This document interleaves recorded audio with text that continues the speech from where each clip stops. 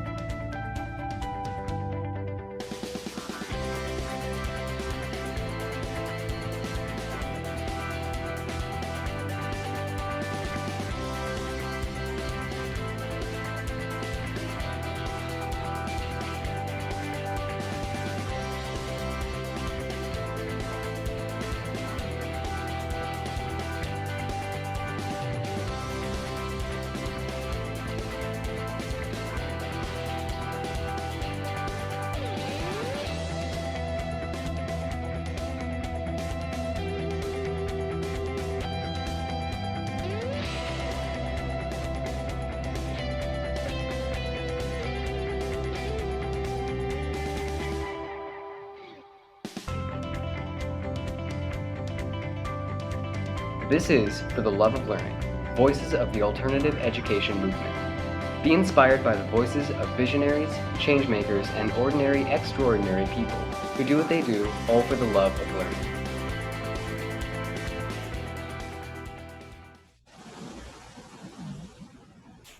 This is For the Love of Learning, Voices of the Alternative Education Movement. I'm Lainie Liberti. And I'm Miro, co-hosting again with my mom tonight. This is episode number 58. In tonight's episode, we're going to talk with a panel of teens and explore what it's like to learn without going to traditional school. We have a large panel tonight with teens from all around the world who partake in different modalities of learning, from homeschooling, unschooling, world schooling, and road schooling. We're going to explore what it's like to be a teen and not go to school. Of course, we'll ask the panel to answer questions like the obvious ones, like how do you make friendships when you don't go to school? Don't you want to go to the prom? But we'll also dig in deeper and explore how their interests have driven what they do study, focus their time on, and how that looks outside of a school paradigm. Finally, we'll be taking questions from the audience. So if you're watching live, please use the chat window provided by YouTube. We'll try to get to as many of the questions as we possibly can. We do have a large panel tonight, and we're going to jump right in. So let's start the show. But if you'd like to read the bios of each of our panelists, we urge you to go to consciousconsumernetwork.tv and look at the show notes page for episode number 58. So let's jump right in. I'm going to ask each of our panelists to give a brief introduction to themselves, where they currently are, how old they are, and what kind of educational modality they practice.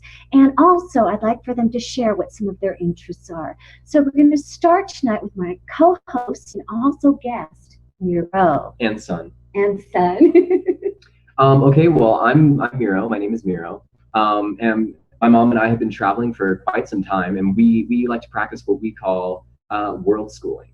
At the current moment in time, we are in Cusco. I don't know if you can see the view, probably not. We're in Cusco, and I mean, that's really about it. We practice world schooling, and yeah. Oh, my passions, yeah. I like to write a lot of poetry and fiction, and I study a lot of literature and even mythology too. So that's where my interest lies. All right, I'm Joey Phelps. Right now I'm in Florida, where I'm currently living and working with the National Guard in the Army.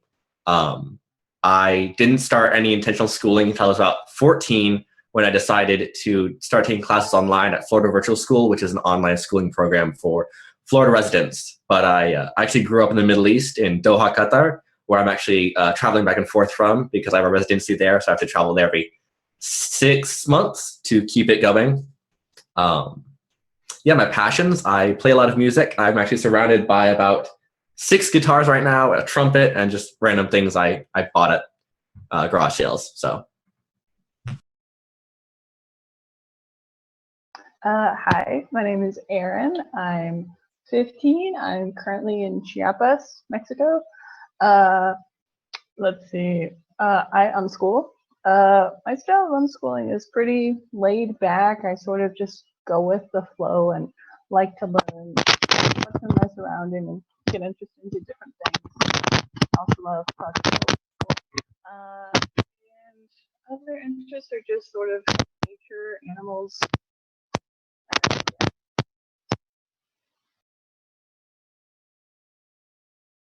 Hi, I'm Katie. I'm 18 and I'm an unschooler and world schooler. Although next year I will be going to university at Colorado State. I am actually Project World School's intern, so I am here with Lainie and Miro in Cusco, just in the other room, which is kind of fun. One of my biggest interests is community building and learning what goes into that and how to bring people together with a common goal.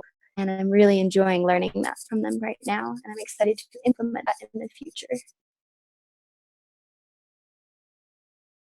Hi, my name is Harmony Bailey. I just turned 15 years old, and I am currently in Southern California in the Orange County, and we're homeschooled, but we like to be very flexible because my dad owns a business, and we started a church, and so we like to do other things with our community, and so. And some of my interests are I love any kind of performing arts. I love singing, dancing, acting. I love playing instruments. I love entertaining people, basically. So.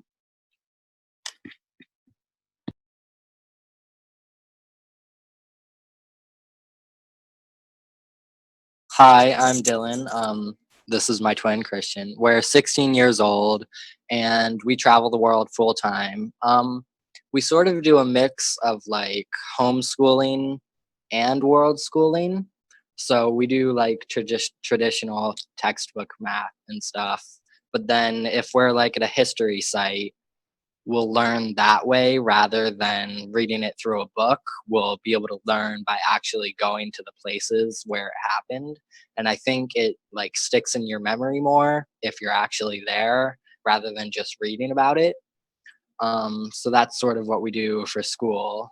And then some of my interests include drawing, like sort of. It's more of a hobby, I guess. I like to play music too. I'm not really sure what I want to do yet. I guess we'll see what happens in the future. Hi, I'm Christian. I'm Dylan's twin, and currently we're in Ohio right now, just visiting. And yeah, so some of my interests include, I guess, like reading and listening to music. I really like a cappella music. I think it's really cool. And yeah, so those are some of my interests. And same thing as him, homeschooling.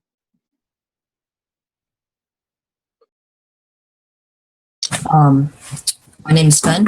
I'm currently in Central Florida right now. Some of my passions in life are music, language, and culture, and I do a mix of unschooling and world schooling. So.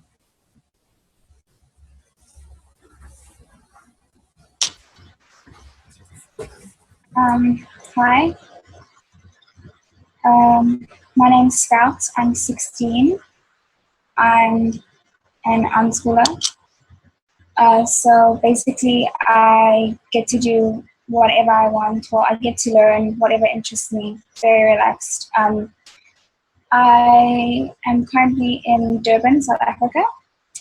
I really enjoy music and anything creative. I love drawing. So yeah.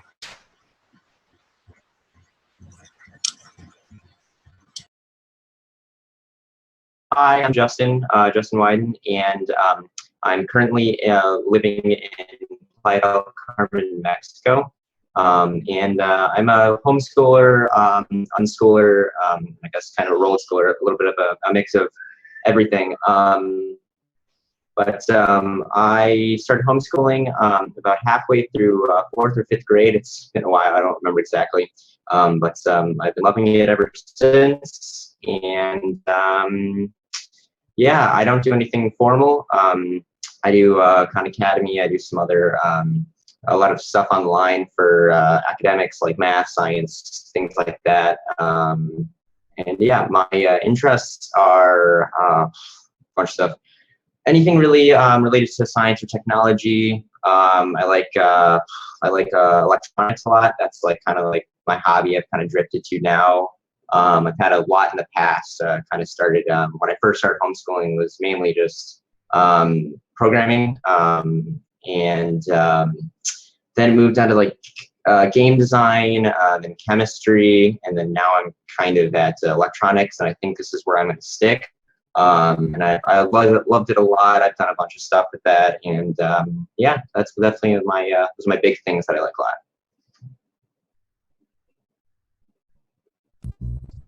Well, I'm so inspired by all of those introductions, and even though we just heard a brief bit about what each person's into, it's really inspiring because you can see we've got a wide range of interests. I thought for a moment the whole panel was very much into just the creative artistic side, but I'm really happy that, Justin, you shared that, you know, you're very much into the technical too.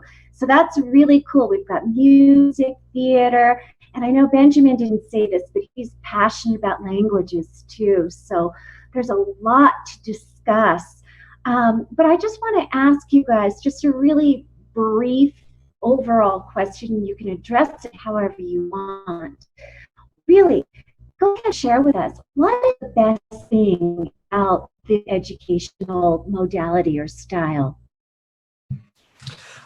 For me, my favorite thing throughout my entire life has been the flexible schedule I've gotten. I've been able to travel with Blake Bowles, Dev Carey, and do on-school adventure trips. I went to Argentina to learn the Argentinian tango, and I've been able to go to amusement parks in off-season where no one's going, and I'm just not confined by the same strict schedule my other friends who go to normal high schools have. So that's been really great.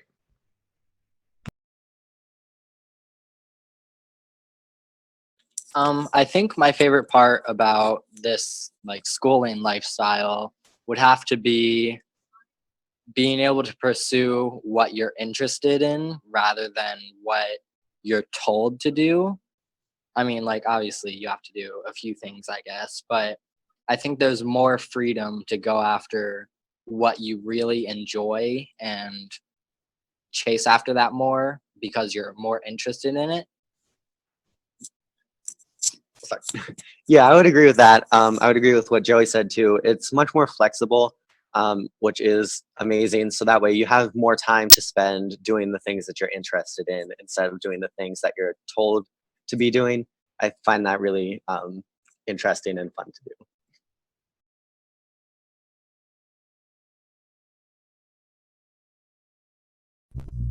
And Katie, did you want to add something? Yes. Sorry. My favorite part about this type of education is being able to fully immerse myself in what I want to learn. I knew that I wanted to learn a lot more about community building and traveling. So what way to do it than to intern with a alternative education company, and to make that my entire life for 6 months. The flexibility that is given to me through this, like Dylan and Christian and Joey have already said, is just, it's fantastic. It makes it so much better. Yeah, I like what everybody has said so far, like the flexibility. I really enjoy the flexibility. We were just a couple months ago, we just went on a vacation for a few weeks, and I was able to do my school there and do some of the schoolwork and then, you know, relax and stuff. And so that was awesome because we got to take our time and do what we enjoyed also. I really love that. And then I also love the community. I'm in the homeschool group, and so I get to learn with people of all different ages, and I get to learn how to communicate with older people, younger people, and just be around all different kinds of people. So I really enjoy that.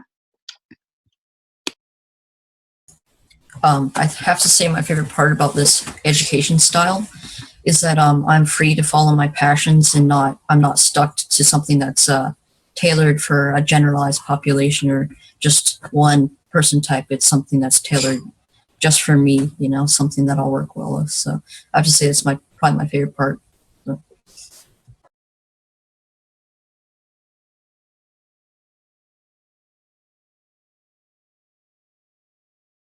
Okay. I think everyone's had some great points, and I agree with everything everyone says. But my favorite part would be, like many people said, is just being able to follow your interests and being able to do what you want to do, what interests you. In traditional school, you know, you couldn't do that. You got to do what you had to learn, what everybody else is learning, and what was already set up for you. And that oftentimes was not interesting, and like it wasn't fun. It made like learning not fun. It made me not like learning, and that's a horrible thing. So it's definitely the freedom to be able to pursue your interests, learn what you want, and learn at the pace you want. I think that's great. Yeah, so I'm probably just gonna agree with what Justin said. For me, I also thought that what I liked best about unschooling is that it allowed you to just, you know, pursue whatever interested you. You weren't being forced to learn anything. And when I was at school, it was something that I really, really hated, and it actually put me off learning for a long time. And also, what Harmony said, we also have a homeschool community here, and being able to interact with different people of different ages, it's really nice. Because in school, you're just told, you know, this is your class, you interact with them, you know, that's your community. And it's been a great learning experience for me. So that's what I've really enjoyed.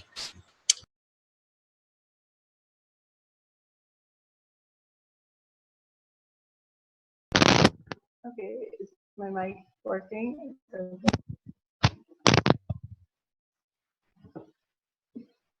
see.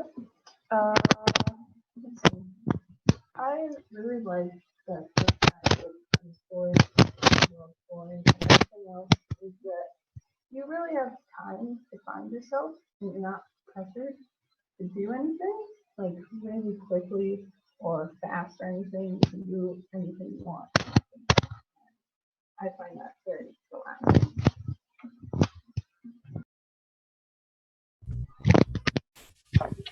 So, you know, everybody's answers were really incredible, and it almost led very quickly into what the next question is.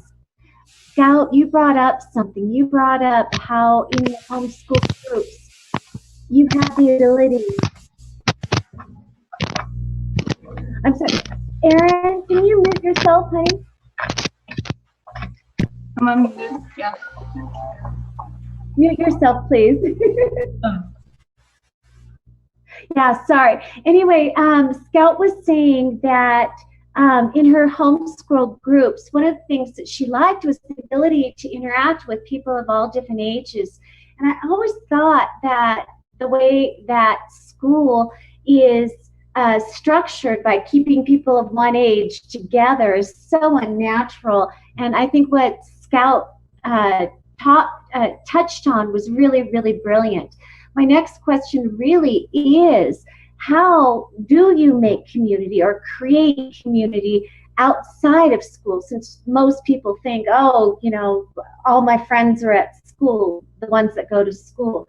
Since you don't have that same structure, what do you do? And also, Harmony touched on homeschool groups as well. Are there other ways, or do both of you want to expand on what a homeschool group looks like and how that helps you create community? And actually, I knew that before we go to Harmony and back to Scout, I know that Joey has something that he wants to add or respond to with that subject. So we'll go to Joey first. Sure. Well, one of the funniest questions I've ever gotten, and I get it a lot, is people I'm talking to, especially my friends early in my life, would ask me how do you make friends? You know, who you hang out with? How do you have a social life when you don't go to school? And I always look at them and, what do you think we're doing right now? We're talking. This is happening. This is my social life. You know, we're having this conversation. You're my friends, and if I want to meet people, I can go out. I take classes. take music classes, or I'll go to the mall and talk to people. It's always just a weird thing. They think that if you don't go to the specific brick and mortar school and have classes with someone, you can't interact, or the interactions aren't genuine. I don't know, but it's strange.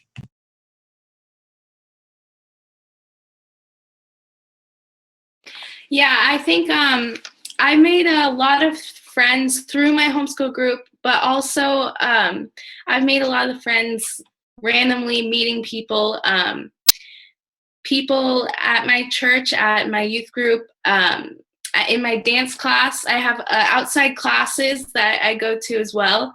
And so there's like a lot of different ways to make friendships, and there's a lot of unlikely friendships, or a lot of unlikely ways, but I always enjoy making new friends, and so I can find making friends anywhere easy, kind of. I think that if somebody shares the same passions as you, it's a lot easier to forge a friendship. So you can just meet new people, like Joey said, at classes, wherever you go. If you just start conversation with people, who knows, they could be into the same thing. That just opens one door, etc. So.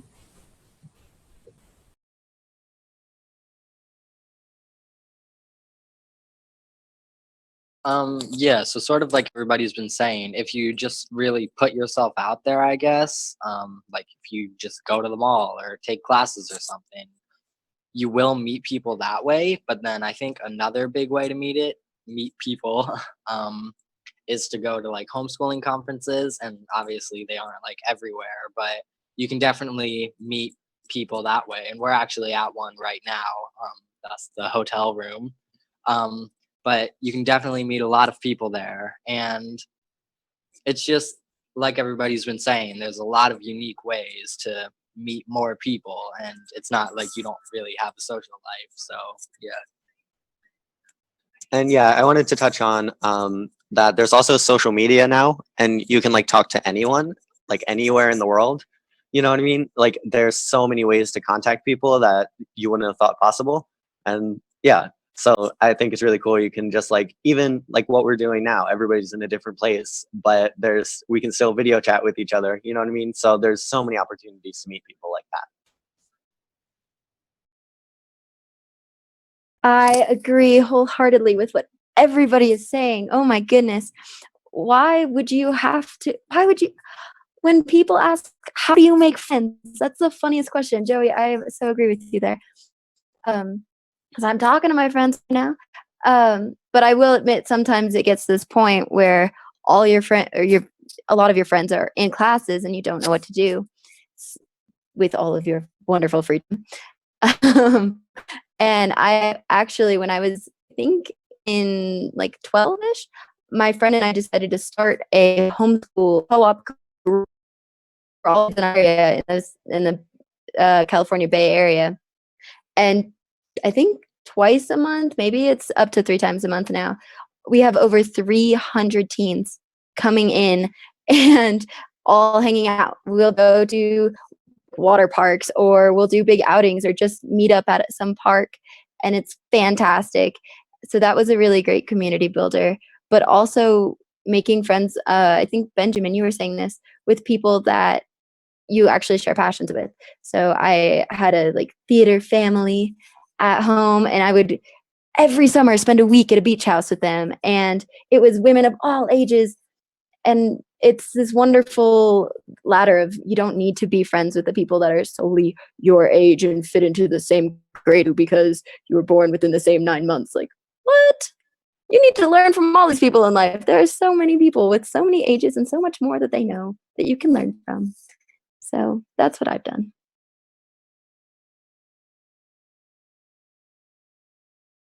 Yeah, I think I've obviously been asked that question so many times. I think everybody has. It's like I feel like it's almost the first question people ask when you tell them that you're a homeschooler. Besides, like, oh, I wish I could do that. After you explain it, they're usually like, oh, I wish I could be homeschooled. But I think it's always been a a strange question, and I feel like it's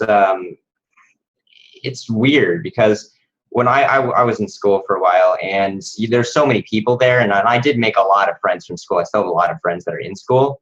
And there's so many people there that people just kind of consider school the place that you make friends, you make a lot of friends there. Like, I totally agree with that. But there's so many things in the homeschooling community, and I still have a lot of friends. If you go to public school, tons of friends I've met at homeschooling, like, classes and whatnot. But it's not hard to make friends, especially if you've gone to school before. Then you already have a lot of friends. But I've still made many friends from other homeschooling friends to just like going out and just like meeting somebody that you like, hit it off with. So yeah.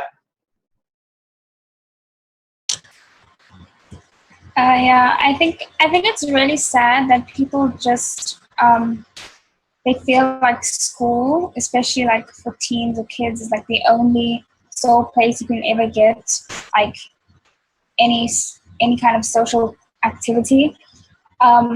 It's like when I first started unschooling, people just naturally assumed that I was socially awkward or challenged. Like, why are you out of school? Oh, there must be something wrong with you. But for me, like I said, I really enjoyed the homeschooling networks because you get to mix with a whole bunch of kids, all ages. And I also do a lot of extramural activity. So I do karate. I go to music school. The college where I'm studying fine arts, I meet people there all the time. And I actually have more friends now than I did at school. It's just a lot, it's a lot more open, I feel like schools, it limits you to who you can and can't interact with.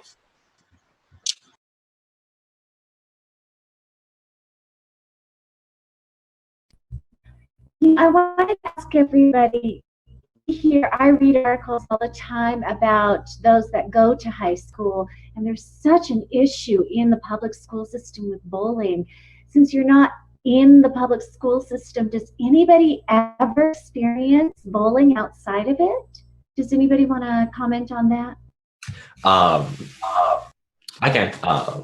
I don't have that really anymore now that I'm older, and just that kind of direct bullying is not as common once you reach adulthood. It's just more called assault at that point. But when I was younger, there's never like the being pushed and like, oh, you're social outcast, but just like this stigma attached over my head, this sort of Damocles just of, oh, you are not as educated, you're less smart, you're just not going to have as good of a life as I am because I went to school and I have my life planned out and you're just sitting around doing nothing.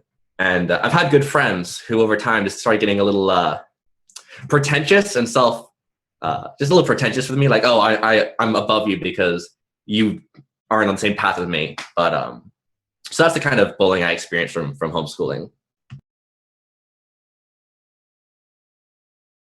I have not experienced crazy bullying. The most that people will say is they'll be like, oh, you nonconformist, you think you're a rebel, and they think that they're really clever for pointing that out to me, which is really funny. But without being forced to this community of people that don't really have anything in common, there's no reason to be around people that are going to not like you, then are going to bully you. So bullying is almost non-existent with myself and almost every homeschooler I've met, actually. I had always, when I was at school, there was never any really physical bullying. There was obviously like mental bullying of just leaving people out. Mainly, it was just excluding people from either certain social groups or just in general, just not including them, not inviting them to anything, not talking to them, things like that. And it happened to a lot of kids. I was definitely not one of the per se popular kids or whatever in school, and I always hated that kind of the popularity kind of state of mind. I always hated it. I always think it was extremely unhealthy. because it kind of like trained kids to be mean. And I could always tell that any popular kid was always a mean kid. So I've always faced problems with that, but once I started homeschooling, it stopped. Like there'll always be people that you per se like don't like, or that might be just like a little bit mean to you, but nothing like what I faced in school. So yeah, no, but it definitely like pretty much stops once you get out of the school system.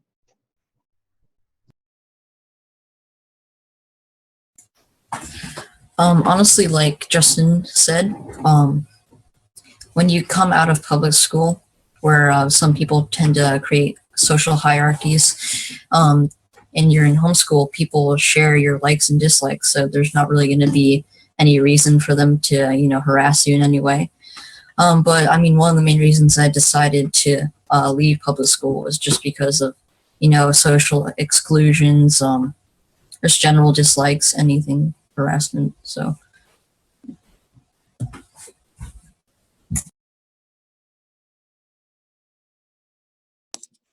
So I personally really haven't ever experienced much bullying besides like hate comments on social media or something like that. But I think sort of like what everybody's saying, like if you find people who share your same passions as you, then they aren't going to be rude to you or anything. They're going to be nice to you because they like what you like.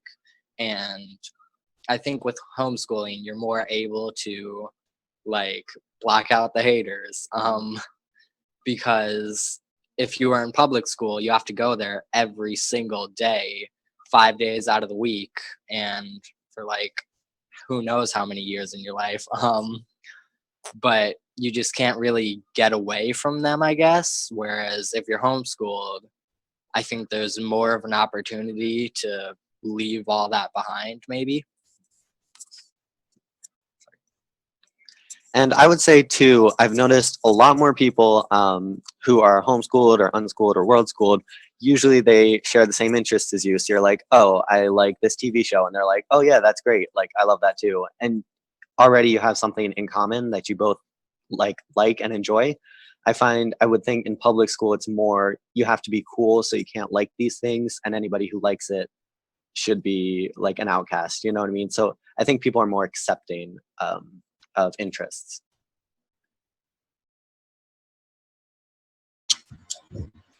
When I first started unschooling, I found that in our homeschool community there wasn't much bullying because of the absence of social barriers and hierarchies and things like that. But it was more from sort of outsiders. It wasn't necessarily bullying, but it was definitely like judgment, like you should be in school, why are you doing this, and they would often, some of my friends would like drop like quizzes on me, like ask me sums or ask me questions, things like that. And if I didn't know the answer, then it was like, oh, well, you're not learning because you're not in school. So that was probably what I experienced. Well, in my experience, I haven't necessarily dealt with bullying, but I think that usually bullying or just like harassment or whatever it is technically comes between a person of two different sizes, or like people who compare each other, different ages and stuff. I think when you're homeschooled, you learn how to interact with all different kinds of people, all different kinds of ages and sizes, whatever. And so you're able to connect with people in different ways. Whereas when you're in school, you're in a cookie cutter group, and you don't really interact or communicate with the people that are younger or older than you, and so you don't really know how to talk to them. And so I think that's a big reason why people in school get bullied more than people homeschooled, because we get to communicate with all different kinds of people.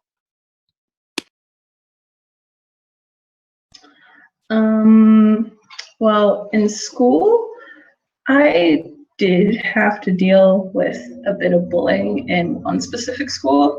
I got really depressed at one point because I'm not a very social person, like in school, and I got, blocked off because in the first week I couldn't make connections. And so that whole sort of, you're just going to school was a lot of sort of mentally bullying myself. I wasn't getting,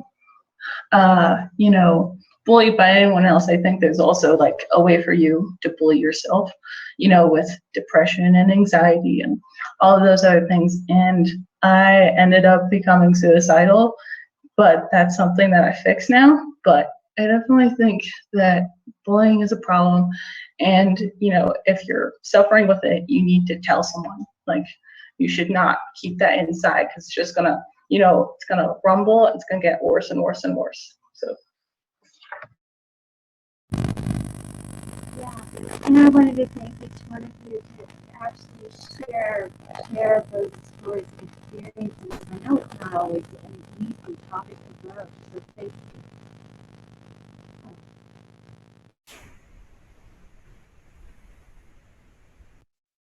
I'm sorry, again, we were having difficulty. I just want to say that I wanted to thank everybody for sharing those sorts of stories. It's not always the easiest topic to broach. And I know, Miro, you wanted to add something to this. Oh yeah, I just wanted to say that from my experience, public school just seems to be a place that nurtures that kind of behavior. And like many people have said, like it's through these hierarchies and it's through this sense of superiority that these kids, it's learned behavior really. And I feel like in public school, that's just kind of a thing that becomes second nature. So naturally, as all of you have said, once you've moved to a more homeschool oriented education, you don't have to deal with that as much or as often. So. Yeah. And it's really, for me, it's really inspirational to see you guys to be so reflective outside of the system and so in touch with who you are as human beings and what that means and what it looks like to you. So again, I honor you all for opening up and sharing along those lines. This is a very important topic to broach.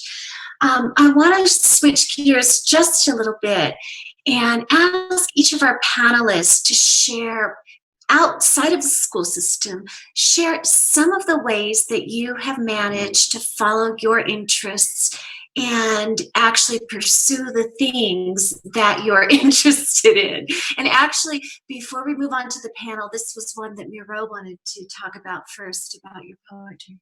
Oh yeah, I just say that like following your interests nowadays is pretty easy to do outside of school. Like, I mean, of course, you have the internet, which is such a great tool. You have meetups, you have classes that you can take. None of this is, exclusive to school. All these things are stuff that you can do outside of school. And I have learned all that I've learned through my poetry, through my literature. All of that is self-taught just from resources that I found on the internet. And I mean, that's really basically it. Yeah. So we'll jump on over to Joey next. And also, if you guys could share in your experiences, not only the way that you've pursued specific interests, but if you've used mentors and teachers and so forth, it'd be really, really important for the audience to know the different ways that you guys have pursued your self-education. Well, one example of a hobby I discovered and pursued completely on my own for the first 3 years was guitar. My grandmother had this old beaten up nylon string guitar, and I found it, and I'd taken piano lessons before and I'd never liked to practice, but I discovered the guitar and I started playing it, and I played it every single day and found lessons online and continued on, and now I'm taking lessons at a local music store, but that's just once a week, and I really have learned everything I know about guitar offline. And I've now done performances and moved on to the ukulele and done live performances with that. As for mentors, I've gone to music stores and set up interviews with artists I like, local folk artists, and just talk with them. It's been really great. Some of the ways I follow my passions, Kind of like Joey said, I'm very into music too, guitar. So it's really a good way to house my feelings, and it's just a great way. So I use that to start up my band.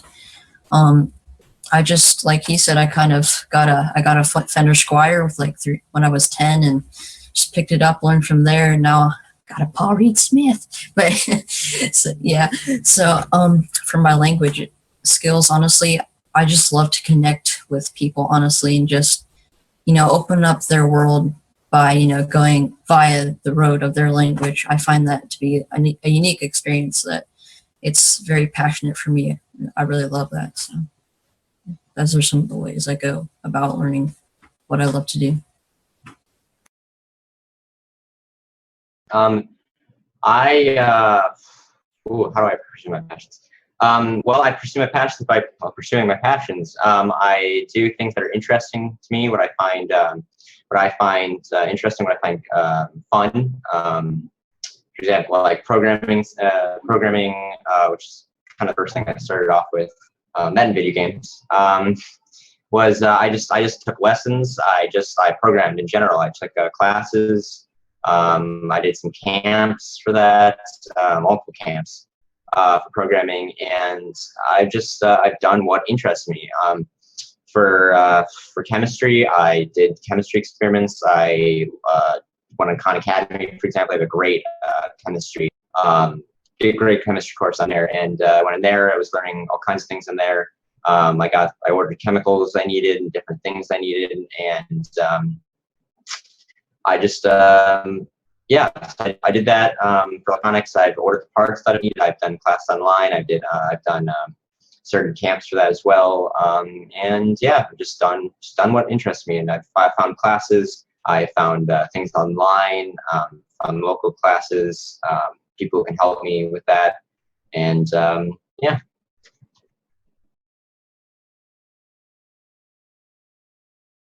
Go first. You can go first. Okay. Yeah. So I think I pursue my passions just by trying like everything. I mean, there's so much out there, so you don't really know what you're interested in until you do it. And that's the great thing about like homeschooling and unschooling, is that you have the freedom to do that. So if you want to do something and you're like, oh, that's cool, you can do it. You're not like confined to public school. You have to stay in school like during these certain hours. You know what I mean? You have the freedom to just go and follow your passions and just try things that you never expected you would. And I think that's really cool. And with our unique situation of traveling, I think that gives us a better opportunity to pursue our passions, I guess. So say you wanted to learn how to snowboard and that you were really passionate about that. We could like travel to Colorado or something and learn how to snowboard in Colorado. Or if you wanted to learn how to surf, go to California or Florida or somewhere like that. So I think being able to also travel while being homeschooled gives a bit of a better opportunity maybe.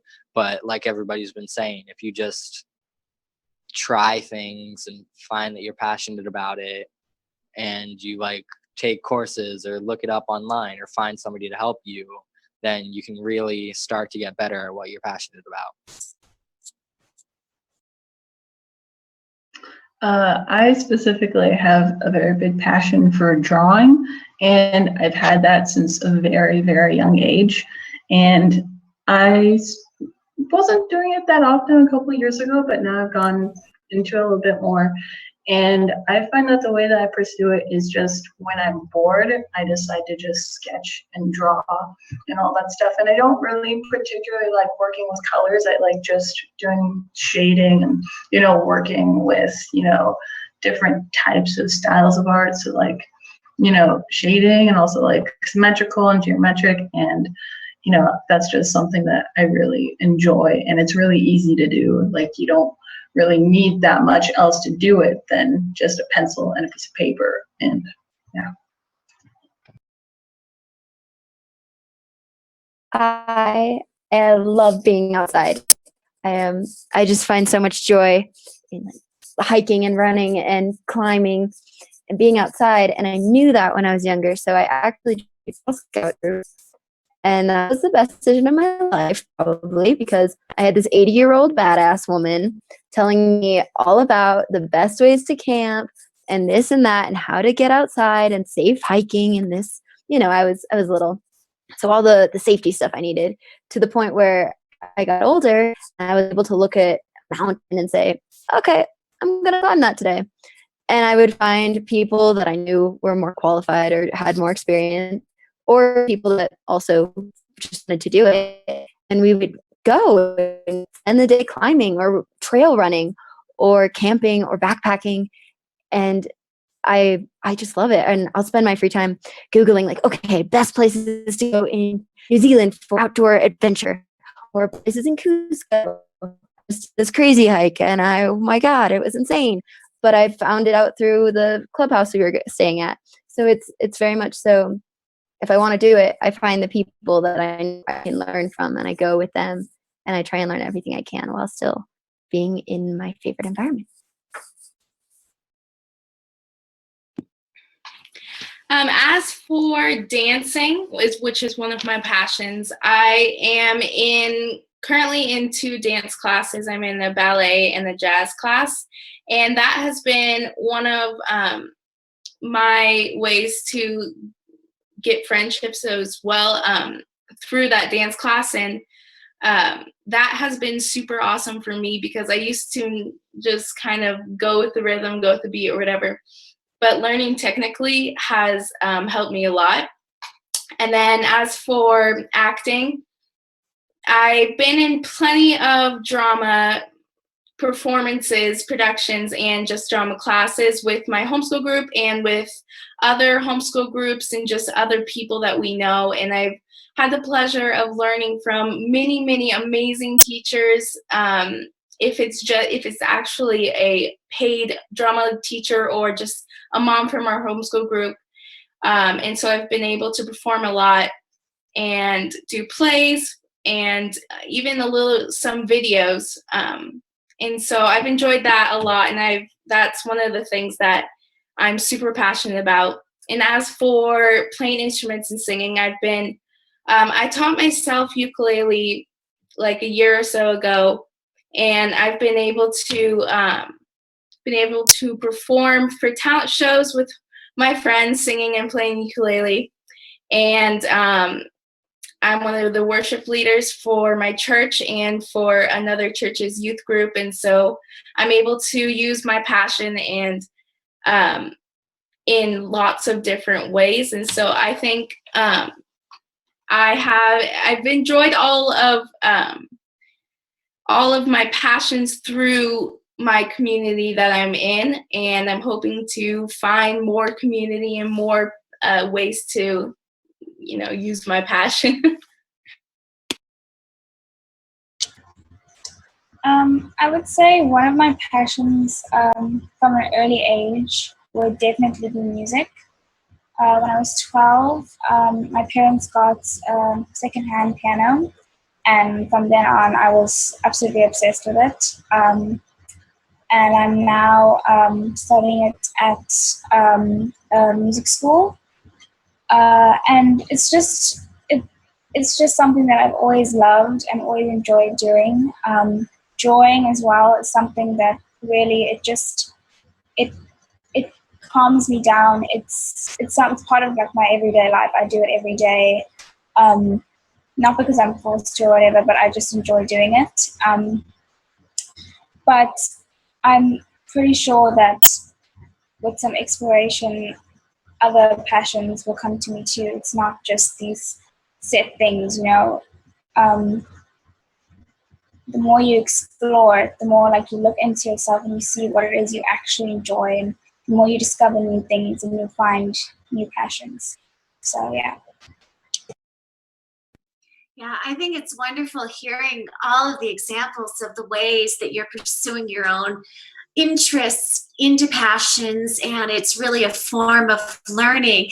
And Erin, you found something. You said that when you found yourself in a state of boredom, you were able to pursue deeper. You had freedom to pursue deeper. And Scout, you even said too that through the virtue of having the piano and being able to explore, I mean, what it really says to me, two things. Number one, there's freedom involved in the learning process that you're all experiencing. And two, talking about boredom, but actually empowering yourself to do something about it. Where if you were in school, you'd be told what to do, right? So let me ask this panel this. This is going to be one of those philosophical questions, and I always love philosophical conversations. What is education to you? So, I'd go first. I don't know. I don't have a very inspirational thought behind education. It's just learning. It's whatever you want to learn. Try to find an education in it. Just growing in that field, whether it be music or the sciences or whatever you want to pursue. It's just what you're passionate about and trying to become more involved with it.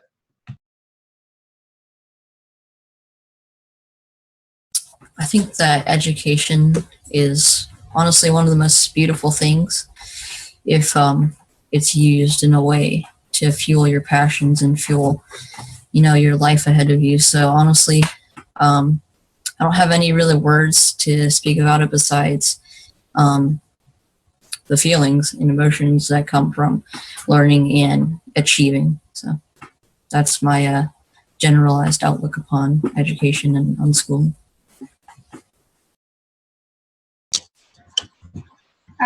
For me, education is something you use to better yourself.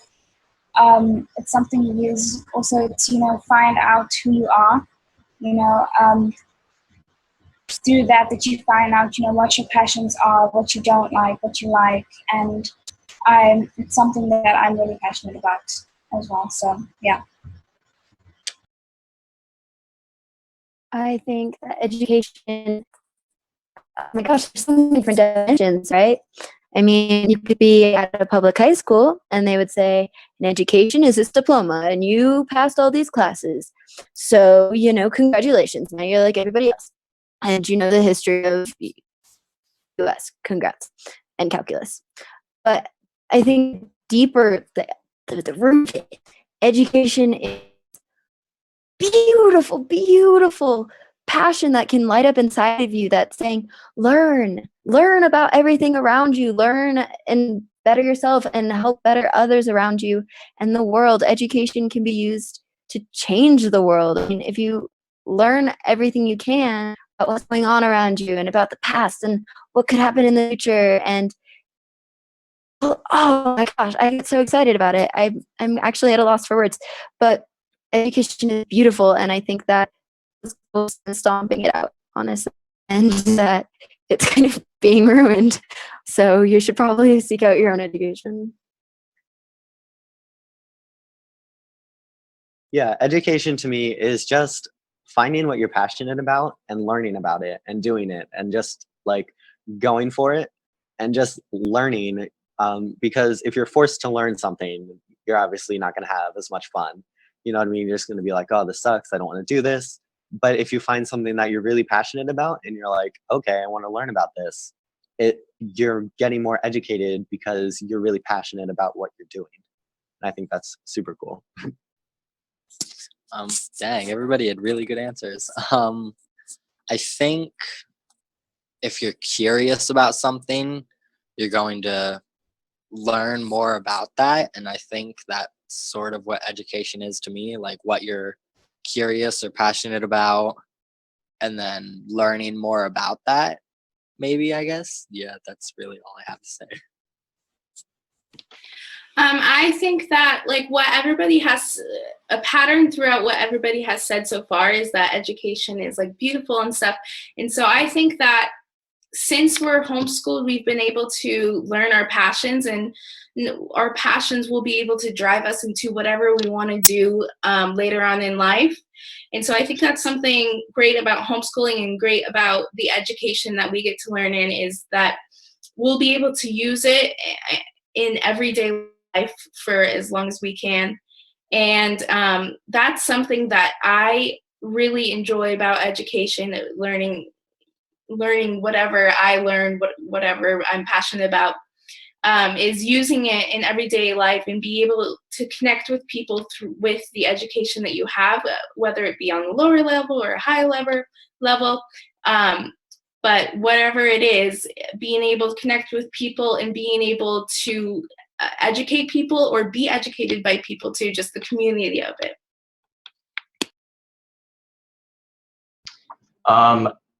I think that if you ask somebody in school what they thought education meant, I'm sure they would say just school, just public school, private school, whatever, just generally school. And all of my friends that I know, they don't like school, which pretty much entails they don't like education, which I think then entails learning. So I think that's a horrible mentality. You should never hate learning. That's a big part of life, and you're always going to be learning. But personally, for me, I think education just means, well, that's a hard question. Learning, mainly learning, but following your interests, and it should be fun. It should be fun. It should be interesting, and yeah, it should just be something that you like, you enjoy. It shouldn't be something that you hate, or definitely something not something that you hate, and definitely something that you dislike. It should be something that you enjoy and that you find fun and interesting.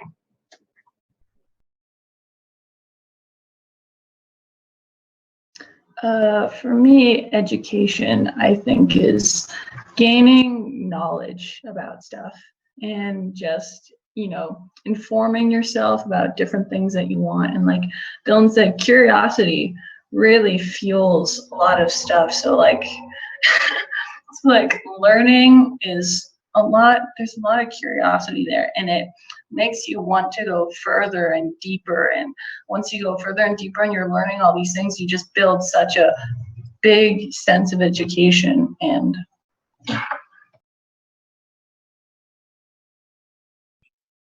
what I think is absolutely wonderful is that this panel, nobody said it was about finishing high school or finishing college. Not one person on this panel said anything about, achieving a certification or a grade or a degree. Every single one of you said it was about the learning. Did you, and Miro, you wanted to add something? Oh, yeah, my take on it is, for me, education is just experience. I believe that, probably the purest of learning something is by doing. So it's just that simple. So we have a question from the audience, and it's actually the father of one of our panelists. And the question is from Harmony's dad to the rest of the panel. Do any of you on the panel experience a co-op model in your schooling in terms of teams of parents that work together and contribute your skills and teaching and strength and so forth? Does anybody on this panel have a co-op experience in their educational model right now? I do, or at least I have. I've gone to per se co-ops in by where I live, and they're great places. With just, it's a big kind of like, it's kind of like we did it like on a weekly basis for the beginning, once a week and twice a week, and it was kind of like a once a week kind of a homeschooler kind of conference almost. It was a great place. That's where I met a lot of good friends, a lot of good homeschooler friends. And they were great. We had classes taught by many different people about many different subjects, ranging from there were kids for young classes, like, acting classes, card game classes. all kinds of stuff. Like there was one with physics, another one I think with chemistry, and there were people you pay for the classes, but they was not that expensive, and you always learned so much from them. And it was a great place because there were often be kids that would host their own classes, so you'd learn how to like kind of teach your own class, how to interact with people, a lot of team building. And they were great. So if you definitely have a chance to be part of a co-op, definitely highly recommend it because I learned a lot from those. I think I taught a class too. But yeah, no. So definitely those are a lot of fun. They're definitely very helpful, and they're awesome.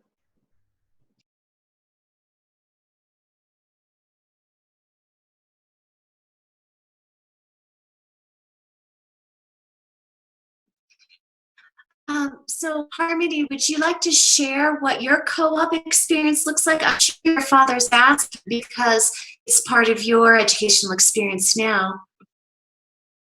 Yeah, I am a part of a little co-op with most of my homeschool group, and then some of other people outside of our homeschool group, other homeschoolers. And basically what we're able to do is we're able to use some of the classes are using some of the moms or dads' learning ability and teaching ability to their advantage and teaching other kids, whereas we bring in some other teachers, like paid teachers, to come in and teach some of us, but like, some people that we know, and so they're really good teaching and stuff. And so our co-op, we do it once a week, and it's all different ages. And so I'm in the class, one of my classes is from like 7th to 10th grade or something. And so it's a wide variety of people, and we all get to do the co-op together and do different classes together, but we also get to have lunch together and talk to each other and do different things with each other, do some outside things out of the co-op too. So, it's interesting, Harmony. I think you, out of everybody on the panel, is the most structured in terms of your homeschooling pursuits. I think most of the others on the panel are coming from an unschooled perspective, but I really think that it's interesting because what you're talking about and what Justin was talking about with the co-ops is really about community building, and it's not that hierarchical system that we talked about in the beginning of the show. So it's interesting. It's, I don't know if co-ops function like this within the unschooling world as well. Maybe they do, maybe they don't. All I know is what our experience has been. But we've actually created community through the term experiences and those sorts of co-ops, in terms of going to a place and creating a trip and creating a very loose experience-based curriculum around the cultural environment. But it's not necessarily, the one person steps in and says, okay, I'm going to teach what I know and share my skill. But I love them both. I think it's really, really, really great. So did you want to sing about that? No, you covered it. So my next question panel is, I'm sure you get this question all the time, and he gets sick of it too. And the question is, how are you going to go to college or university, and how are you going to get a job if you don't go to school? I mean, it's one of those biases, but the general public tends to think, if you're homeschooled or home educated or unschooled, that somehow you have no ability to get into university and that you have no ability to create a future for yourself. So Benjamin, why don't you go ahead and start that one?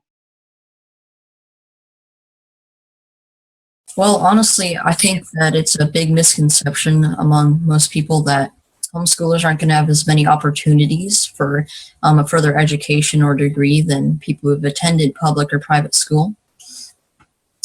And honestly, I think that a lot more people, university faculties are waking up and realizing that these people have learned by classes and just academics tailored to their own personal being, and that because of this, they tend to having more knowledge and more skills in that certain area. So that'll open up a lot more areas. So like right now I got offered dual enrollment. So that's just an example of how that works out.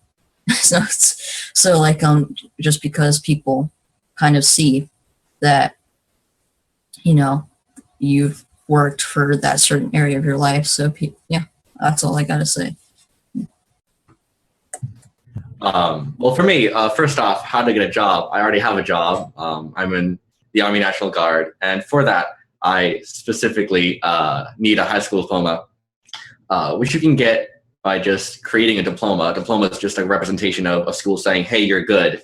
And I'm actually in an umbrella school created by my family, and my transcript is just a listing of everything I've done. You can put tons of things on a transcript, because that's the main thing colleges and universities look at. My sister did the same thing. She has been unschooled for nearly her entire life, and she's actually done less than I have. I'm taking official classes online at an officiated high school online. My sister didn't do that, and she still got into Carnegie Mellon University, a really incredible school for information systems. So it worked out for her, and I'm planning on going to university for nursing soon. So,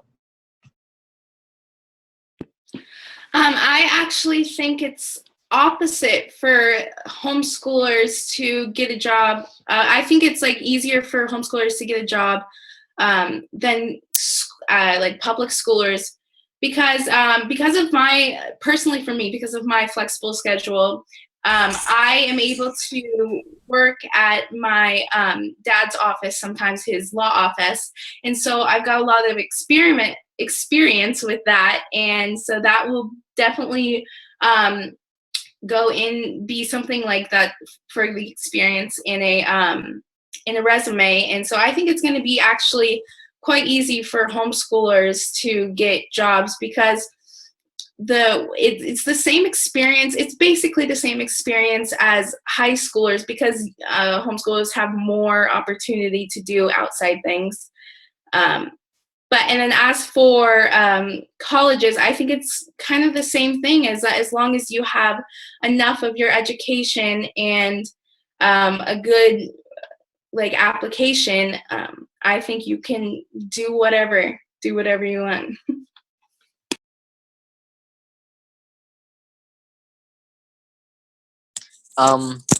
As for college, I'm not really sure if I even want to go yet.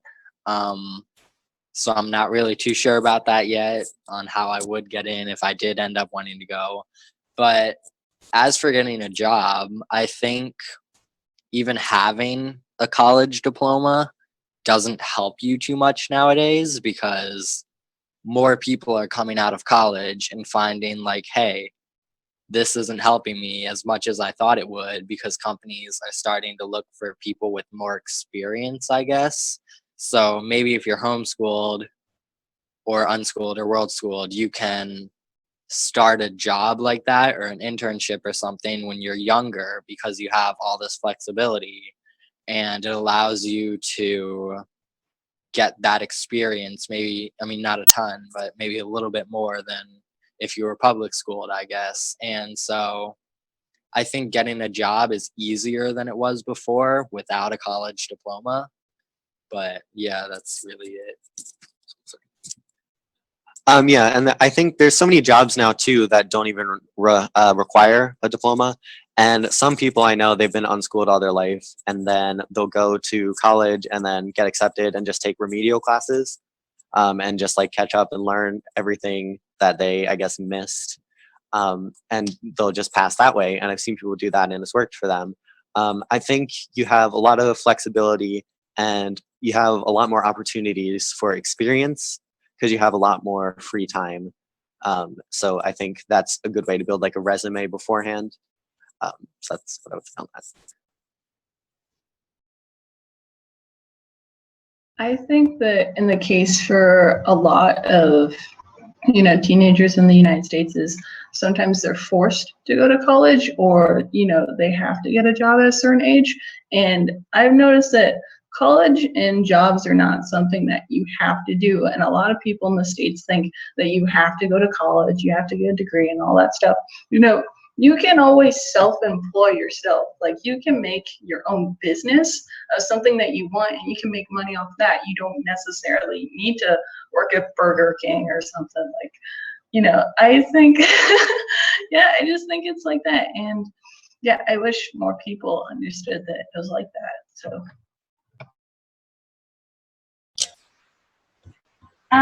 Yeah, I'm just gonna agree with Harmony when she said that, you know, homeschoolers and unschoolers, I think it's easier for them going into the working world and getting jobs because you know, you're in some aspects you're directing your own learning, you're more independent, and so you're more ready for those kind of situations.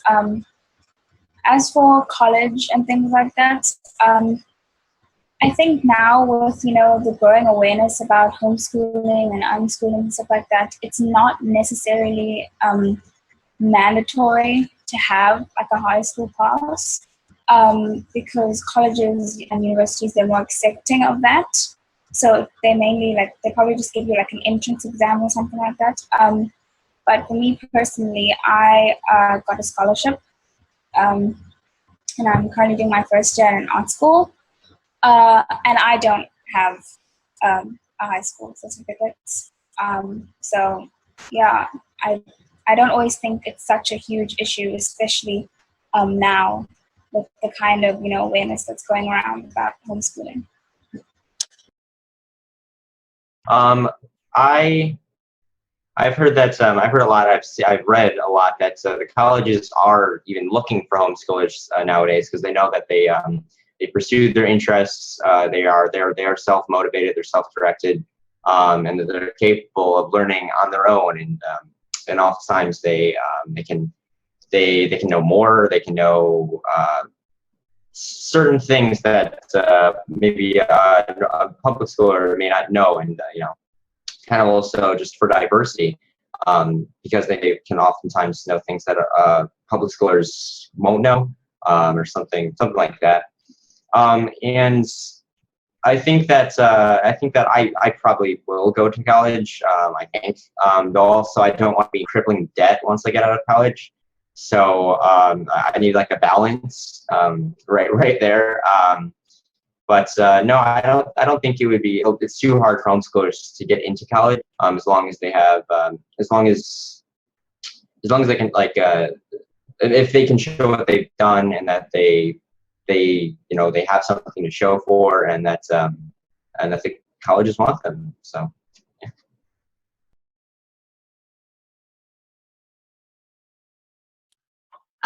So I had to reposition to a place where there's Wi-Fi.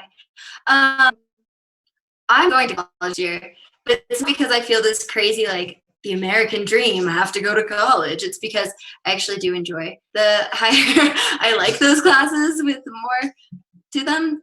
Personally, I did a year at community college and really enjoyed it, taking the classes I wanted, so I'm really excited for that. But as far as being unschooled and getting in, I, like Joey said, had to do a little umbrella school and do a little, like, fake diploma. Oops, oh well. I'm in now, and they actually, every school I applied to accepted me though. Every single school. They were so excited that I had gone outside the traditional school system and actually pursued my interests, which is kind of funny because now I'm going back into the system. Like, I read it, I see it. But I'm excited to learn and build that community.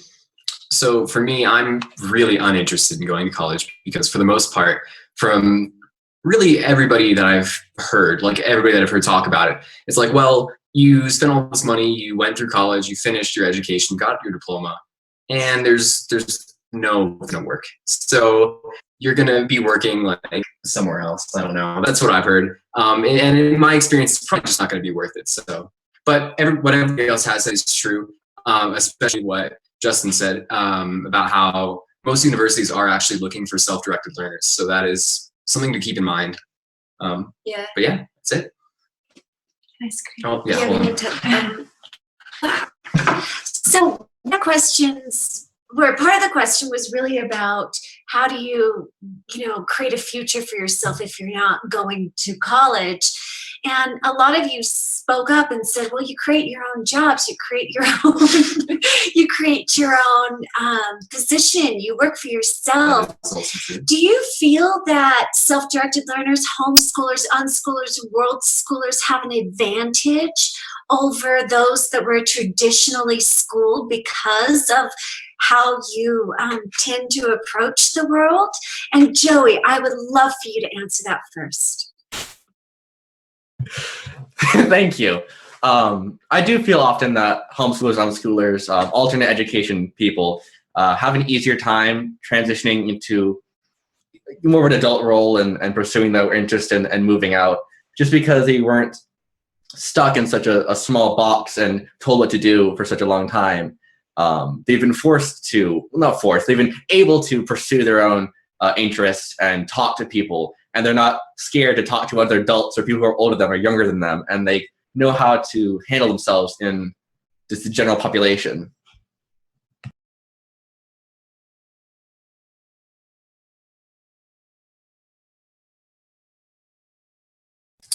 I feel like that self-directed learners are going to be able to, transition into the real world more smoothly. Because if you think about it in your,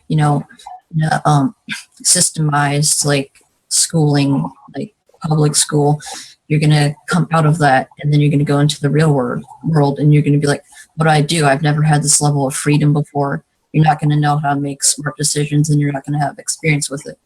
So it's kind of like, if you're self-directed learner, you're going to be able to have more experience with what you should do. And that includes creating jobs for yourself.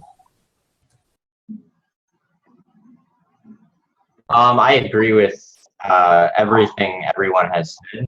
And I do think that homeschoolers or alternative education people have an easier time transitioning into either working somewhere or starting their business or just kind of moving into adulthood per se, because we've been self-motivated, we've been self-directed, and to be a homeschooler or alternative education you have to be self-directed, and if you're not, then it's not going to work. And we've been self-directed, so that works really well for, especially if you're starting your own business. You need to be self-directed. You need to have the motivation to pursue your business, and we've already been doing that for a long time.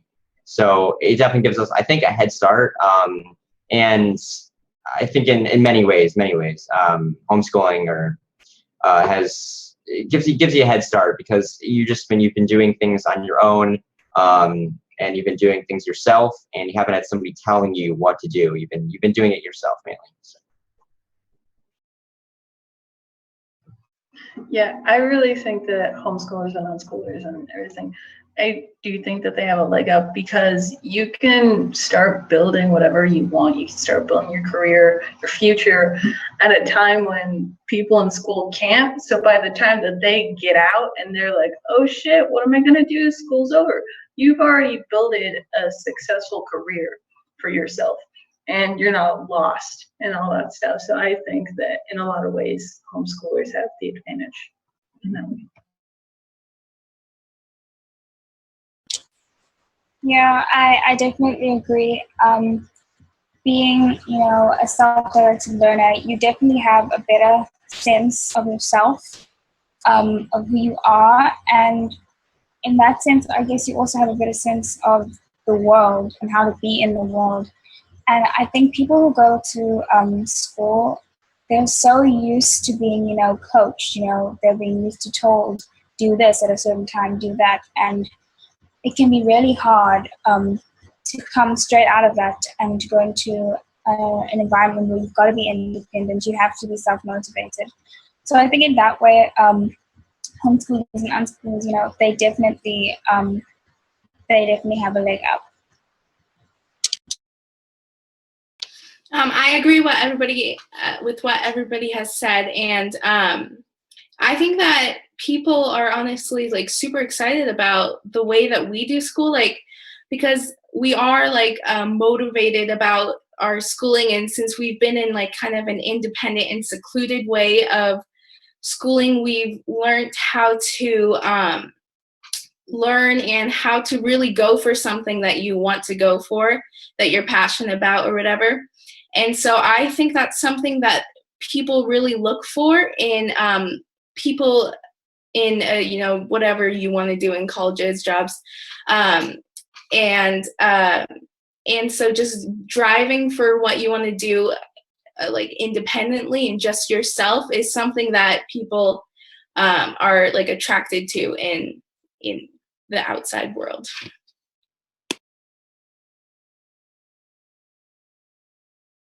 I wouldn't really like to say that unschoolers are like more knowledgeable than public schoolers, but I mean, I sort of think that a little bit. I think with like getting a job, maybe, where when you're homeschooled or unschooled or world schooled, you know what you're passionate about. So you're going to go after the job you want as soon as you can, whether that's at like 12 years old or 20 years old. You're going to pursue it and get it eventually. Whereas if you're in public school, you're going to have to wait until you're like out of high school.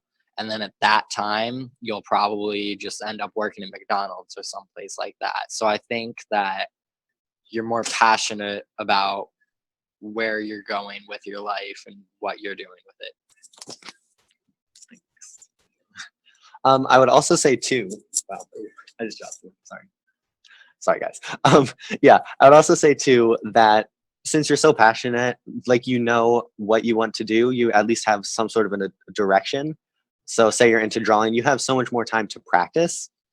You have so much more time to practice, like in public school, you only have the weekends. And even then you're probably busy doing homework or just doing something and you're not being able to focus all your time onto what you're passionate about. So I think homeschooling and world schooling and unschooling is just really cool in the way that you have all this time to practice and like hone your craft and just get better at what you really like to do.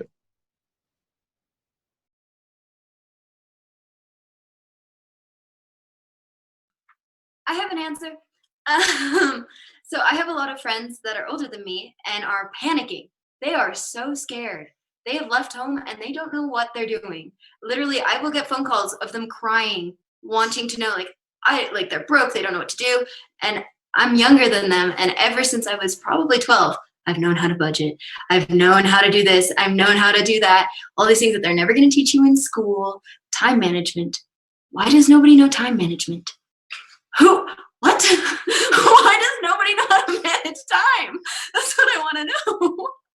It's like these little things that through homeschooling and actually just, I think spending time with my parents taught me this, and having that time, honestly, for them to say, okay, there's no bell telling you to go do something now. Can you just do it? Can you get it done?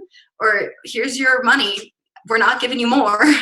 If you want a car, that's on you, buddy. Like, it's these little skills that you're learning from being at home and witnessing your parents doing that you're not learning in school because they don't have a real life class in school. They have calculus instead, that are so helpful. These little basics that the moment you move out, they're going to be so helpful.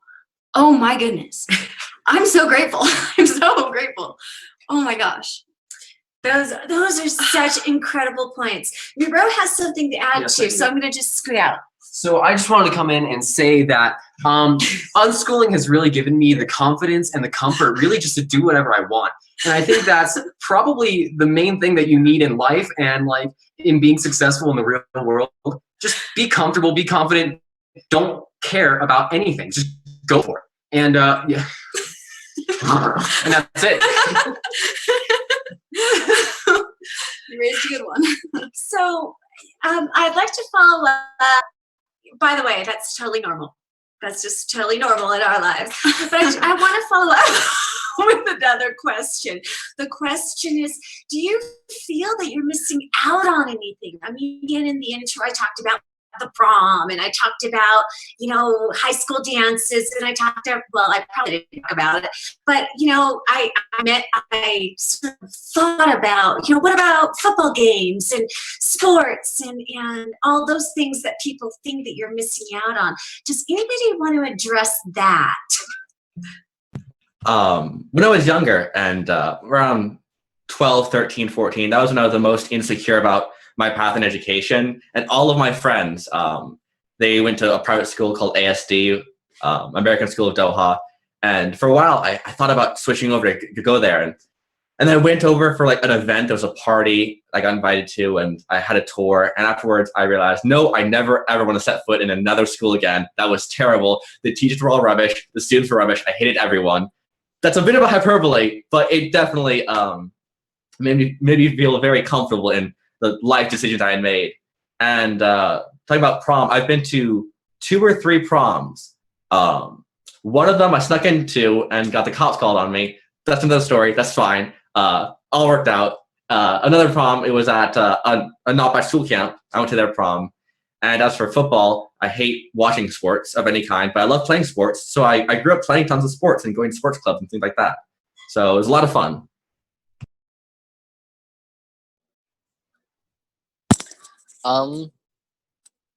Okay, yeah, I remember the question now.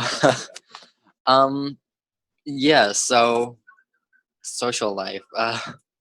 Yeah, I mean, I tend to like to stay indoors, but I mean, every once in a while I'll venture out into the wilderness and try and meet some new people. Like Christian was saying a while back, now that there's social media, it's so much easier to meet new people. And I have like 5 different friends that live in completely different countries than me. And there's like 10 other people that live in different states than you. And you can just make a lot more friends that way. So I guess it's not like a traditional friendship, but it's still socially like meeting people and stuff. And I would say, as for like, do I feel like I'm missing out on anything? Like, we've considered going back to high school and just going back because we're like, oh, we're missing prom, or we're missing the social interaction or the sports. You know what I mean? Like, what if it's actually a great thing? But then I realized, like, maybe it's not. Like, we go just like get bullied, maybe possibly. Yeah, so it's like there's so many opportunities where you don't have to go to school. Like, there's conferences and there's parties and there's like so many things you can go to, and you'll have a great time and you'll be like, oh, this is fun. I don't have to go to school to do this. Like, there's other people that do this and there's other opportunities for it. I don't have to like go to a school from 9 to 5 and just stay there and, you know, and learn. So I think that there's many different ways to interact, and I don't feel like I'm missing out very much. Honestly, I think it's like not all that it's cut out to be. It's really like, it sounds better than it really is. Honestly, you're not really gonna meet people that are gonna be any better. I mean, they're probably gonna be, it's not gonna be as good as in a religion. Oh wow, English, I hate English. As a relationship as you're gonna have with people that you know and that share the same likes as you. So you're just not gonna have like something as good as you could have in a realm of your own passions and likes and dislikes. People have always asked me if I want to go back to school, and I've always said no. And the thought has never just kind of like randomly popped up in my mind, like, oh, do I maybe want to go back to school? It never has. I never have looked back. People have asked me, but I've always said no. But it's never like come up like maybe I do want to go back. It never has. Never has. Hopefully, never will. But I don't think I'm missing out on anything. I know that I may be missing out on, you know, seeing my friends at school or whatever. That's what my friends think are the best part of school. They hate the learning part, but they like their friends. They like seeing their friends. They like that part. That's the only thing that they do like. And I see my friends. You know, I see my friends here in Playa. I have friends here. My friends on Skype. We're playing video games, whatever. And I've never looked back. I don't miss school. I definitely don't. There's a reason I left. But yeah, no, I've never really missed it. I don't think I'm missing out.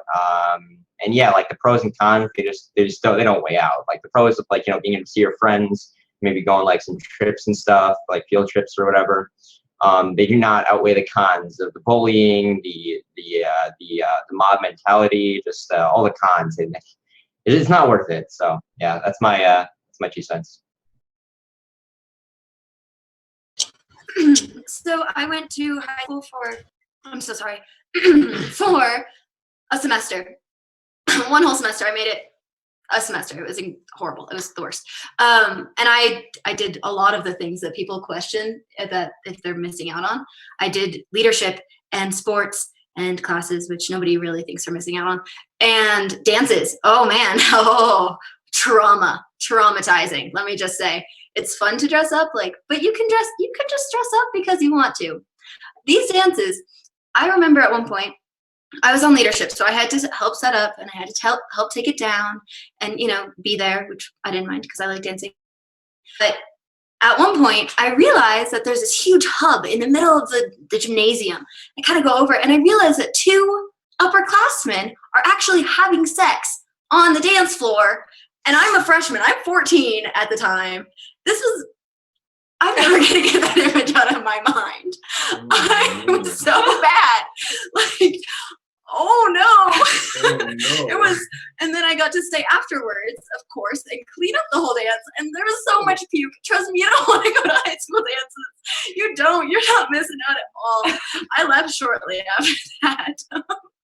But also, I know a lot of homeschool groups that will put on proms. The one that I was mentioning earlier that I helped facilitate and come up with when I was younger, actually for the past 4 or 5 years has put on a prom. And most of the homeschoolers in our area have gone, and they dress up and they have a wonderful time. They bring dates or this or that. And so they're getting that experience. But yeah, you're not missing out at all. At all. I don't have anything to say after that.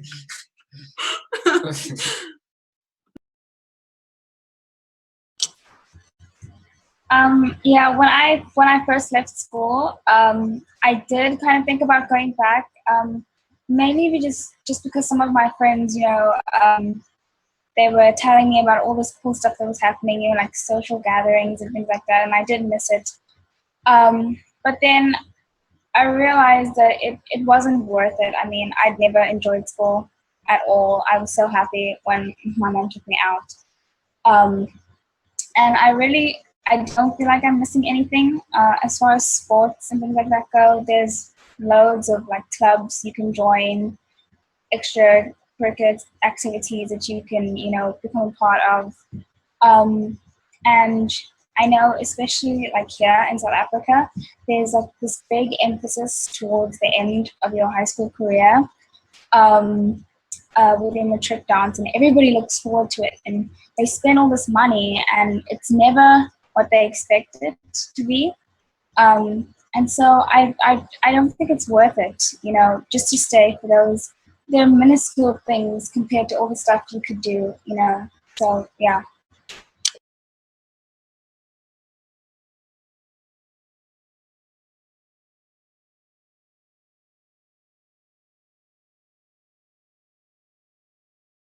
I actually have one more thing to add, and it's not a traumatizing story. I promise. Would be a senior this year, so most of my friends that are in my age range are graduating right now, actually, within these past few weeks.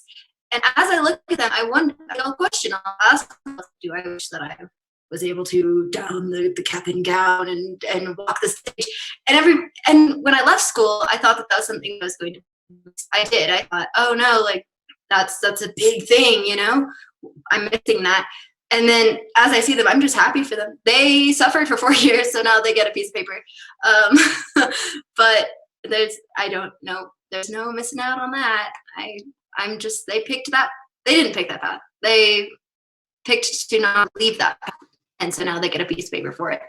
So congrats. That's it. That's it.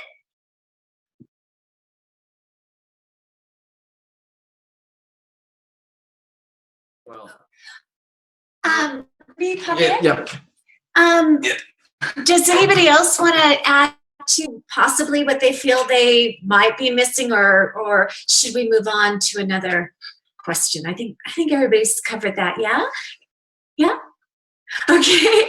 So what I'd love to know from you guys is, I'm very active in the home education sort of parenting forums online, and I hear so many times that parents of kids that are going into their adolescence, they feel as if, well, as soon as my kid hits adolescence, I take them out of the homeschooling environment and put them into a public school or even a private school or something else more formalized, because they need to prepare for the future. And even though we just discussed that, I'm not going to ask about the preparation for the future. What I'm going to ask this panel, because you're living it, you're successfully living and learning and being very articulate and reflective, and I'm so enjoying all of your stories. What would you say to the parent of a child who's just entering adolescence and the parents are thinking about taking them out of a home education environment and putting them in something more formal? What would you say to them to give them a little bit more confidence to pursue the path that they've already started so far? And I would love to go to Joey first. Well, my first statement would probably be just relax. It's fine. You don't have to set up your child's every move towards adulthood to make them succeed. They're going to find their own path. And I would say if they want to switch over to a formal education like high school, to go for it. But if not, let them continue on their path. To make them go from a homeschooling environment to something like high school, I can't imagine me at that age doing that. I would have been traumatized. I would not be the same person I am today if that had happened. I was shy. I was not prepared. I mean, eventually I came out of my shell, and now today I would do fine in high school. I wouldn't enjoy it, but I'd do fine. But don't force a path on your child that they are either not ready for or just don't want to pursue. Yeah, I think that if you were going to put them in school, maybe if you had to, for some reason, do it the reverse way, because I know that when I was younger, when I was in like kindergarten, first grade stuff, school is kind of fun. There wasn't so much like you didn't start to hate learning. It was mainly just like, it was kind of like just like a place to go. It's almost like daycare. But still, like, that's not what we're talking about, like putting them in high school, or putting them in high school or anything.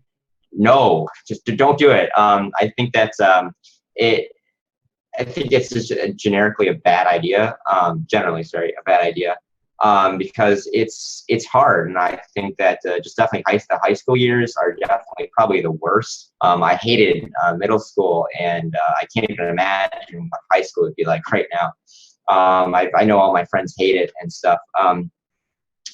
But yeah, and I would say no. I would say, like, and if you want to, if you're not like enjoying like homeschooling or road schooling or whatever, then try it out. You can always leave. You can always like go in, try it out, see how you like it, then leave. Like, there's nothing saying that, like, you pick one or you pick the other. You can just you swap out, you hop in and out. It's fine. And yeah, if you want to try it, so try different things. But I would say, like, definitely don't force them into anything, like Joey said. But try different things and do what makes you happy and what you like to do.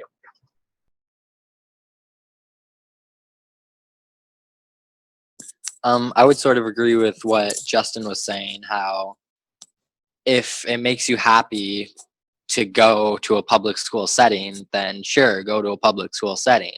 But if you're happy unschooling, world schooling, road schooling, then keep doing that. I personally don't think it would be a good idea to go from unschooling to high school, because that's pretty much like taking their entire life and what they've known and then saying, hey, you've unschooled maybe your entire life, and now you have to fit it into this tiny box where people are probably going to pick on you for being different and yourself. So you would have to change who you are, I guess, and maybe you wouldn't be able to be yourself as much. So I personally don't think it's a good idea at that time.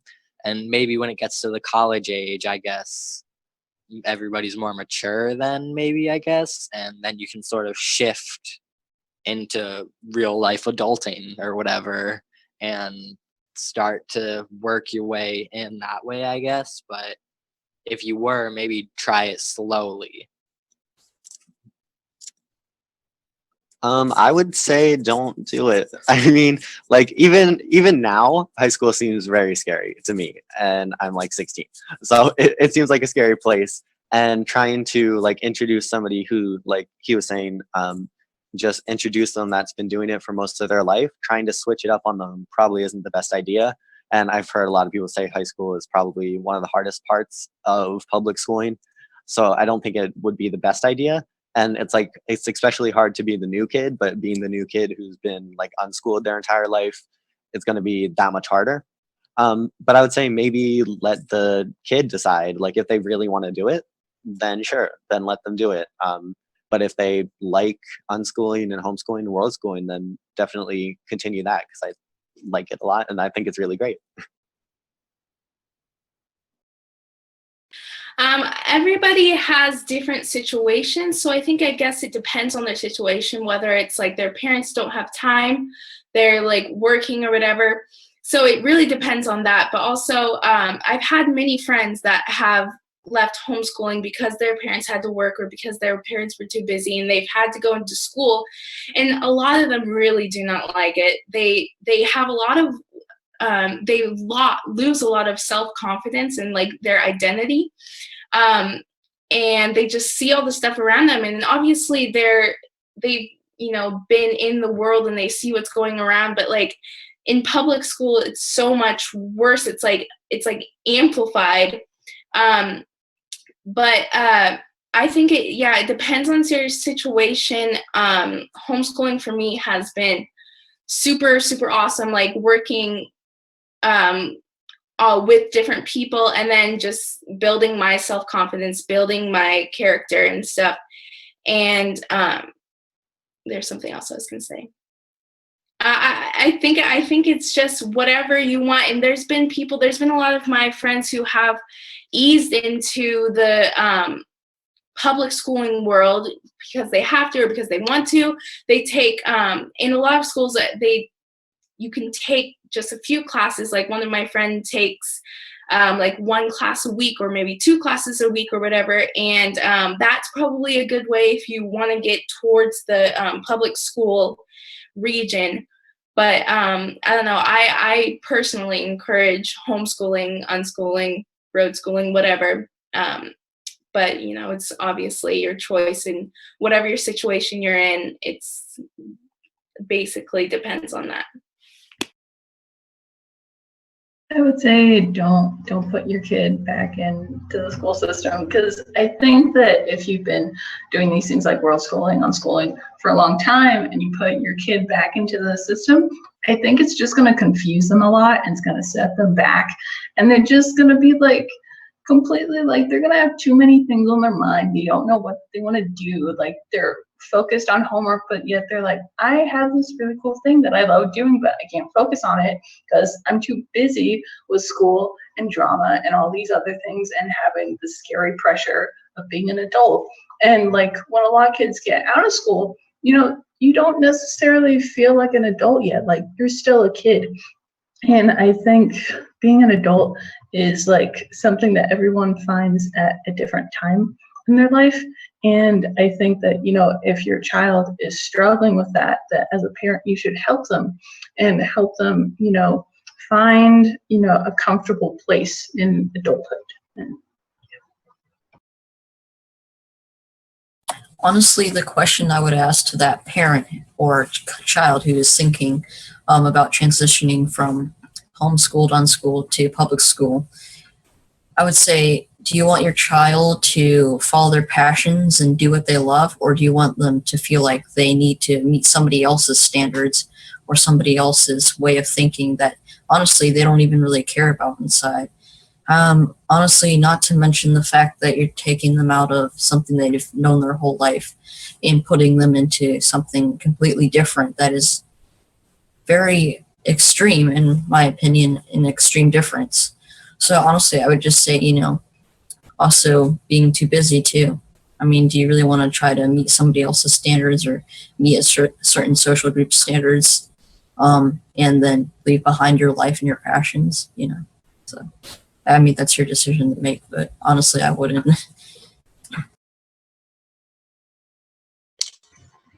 I would say definitely not to do it, whatever your circumstance. Taking someone who's been doing self-directed learning for most of their lives and putting them into mainstream schooling, it can really be traumatic, and it really just, it would destroy like the whole foundation that you've been putting with unschooling and homeschooling and world schooling, whatever you're doing. But like Harmony said, it depends on situation. I know my brother, he was unschooled with me, and after about like 4 years, he wanted to go back to school, but he didn't go back to mainstream school. We found a Waldorf school near where we live, and I think that was easier for him to transition into that kind of, you know, ethos and curriculum, because it's basically a whole bunch of like unschoolers in one place. So yeah, I would definitely say, you know, talk to your kid, and if it's not something that they necessarily want, then I would definitely think twice about it.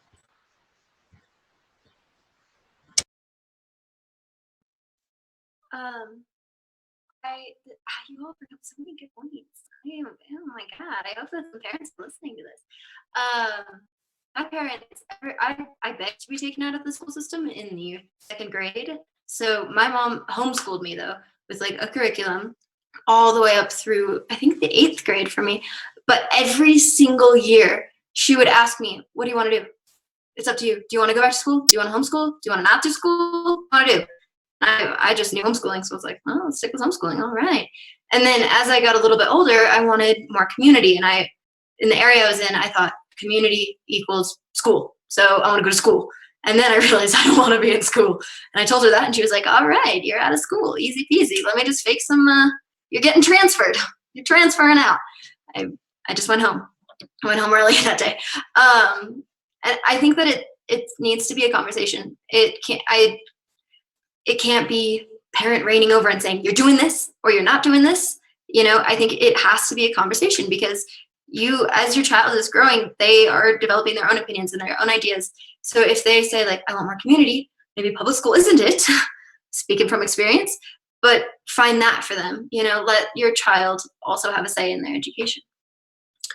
I would say that if you love who your kid is before putting them into school, and I would sincerely hope that you do, because that's probably like the main reason to be a parent. I'm just gonna go ahead and say that like you're gonna lose who that person is. Your kid is going to completely lose their sense of self. Like after all of the indoctrination and like all of the feeling all the pressure to conform and to just be another student, your kid is going to be severely different, and it's just not going to be the same person you knew and loved, hopefully. Oh, that's one way to make a mother really proud. Thank you, Miro. And thank you, everybody on this panel. We have almost filled up 2 hours, and it's flown by incredibly fast. I'm going to go around to each of the panelists and ask you guys to give closing statements. It could be anything. It could just be it could be a poem, it could be something from your personality, it could be a final statement that you want everybody to remember you from. It could be anything. But what I do want you to keep in mind is that all of you guys are so inspiring, and I know that you've inspired parents out there. So the floor is yours, and you know what?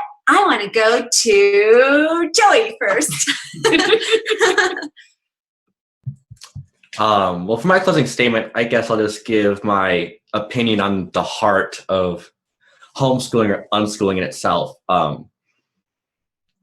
If right now I decided to enroll in high school, even though I'm finishing up my senior year, that'd be very difficult, I still would introduce myself and imagine myself as an unschooler, as a homeschooler, because even though I am going to a traditional high school. I've made that decision on my own. I'm seeking that specific place and experience out for myself.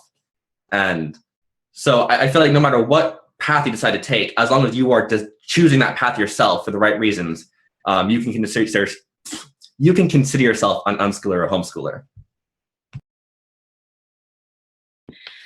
For my closing statement, I just want to encourage anybody who is like on the fence about homeschooling. If you're really kind of like, I don't know if I should or shouldn't, I really, really encourage you to, because especially to the parents of the homeschoolers, it'll make you grow so much closer to your child, like from personal experience and from other people experience, like my friends and stuff. They've grown so close to their parents and they have such a relationship with their parents that people that go to public school or private school or whatever don't have as much, because they're not with their child as long and they don't get to learn with their child and know what they're doing in their school and in their life. And so I really encourage people to homeschool, to unschool, to road school, whatever you do, because I think it's something that your kid and you will be passionate about. And yeah, I don't know, I think it's an inspiring way to do school.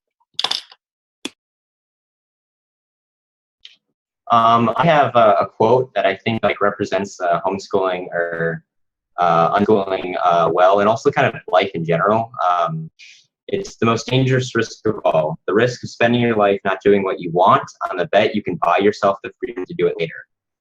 I think that's a great quote, and for many reasons. I feel like most kids, they go to school just because I think that's the norm. That's what you do. Like that's just what you do. You're born. Then you go to school, and then you start a life. You get a job, and then you just, you hope that you save up money so you can then eventually do something in the future. So the stuff that you really want to do, pursue your interests, your passions later. But you should do that now, because you're not always going to have that time. You're not going to have that time as a kid to do things that you can do now. You can do whatever you want now. You can pursue whatever you want. You can go down the path that you want to take. So I think that unschooling, homeschooling, whatever you want to call it, is great, and I would recommend it to like literally anyone out there. So yeah. My closing statement would definitely just be to encourage people who are doing homeschooling or unschooling or world schooling, because it really is, it's worth it. One of the things I've loved about unschooling is that it's taught me how to learn, and not a lot of people actually know how to do that. It's a skill, and it's something that you're going to use your whole life through, and it's something that you need. And I think that unschooling and homeschooling, it's really beneficial to anyone. So yeah. I'd just like to say that, true community is based off an idea that can group multiple people into, one group. So, and if those people inside of that group have all their passions, there's going to be more than one person with the same passion, which then further links you together. And that can create a force that's unstoppable, and that can either be for good or for bad, So I just like to say that unschooling is where you can get yourself into that place to be able to have passions and improve upon them and basically build community, hopefully for good. But I would just like to say that I think that you should go and learn and follow your passions and make them, true, make them come alive. And I really think that that's one of the best things in life, is just finding your passion and pursuing it. And long live Nelson. Yeah, so I would encourage like anyone who's even kind of considering it or has been considering it, just do it. It's like so much fun. Like, I'm speaking from many years of experience. It's really cool to be able to find things that you're passionate about and have time to do it and actually be able to do it and not be like confined to a public school and like an education system. I think that's so cool, and I personally love it. So even if you try it and maybe you'll hate it, and you can go back to public school. But I think once you try it and you realize like, oh, you could, like, this is something that we could do, you appreciate learning more than you would otherwise. I would just say for my closing statement, just do what you love and do it as fiercely as you can. If you want to be an oceanographer, go be the best oceanographer you can be. If you want to be a pilot, go be the best pilot you can be. Just do what makes you happy, because otherwise you're going to be miserable for the rest of your life, I guess. Hopefully not, but just do what you love, and yeah.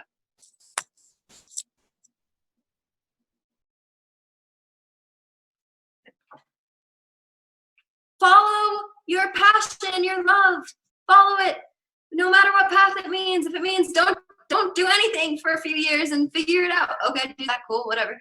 If it means study with the most intense internship in the entire world, you should probably do that. Or, you know, do what you love, please. For the sake of everybody else, please do what you love. I'm just gonna say, like, the most important thing is, you parents out there,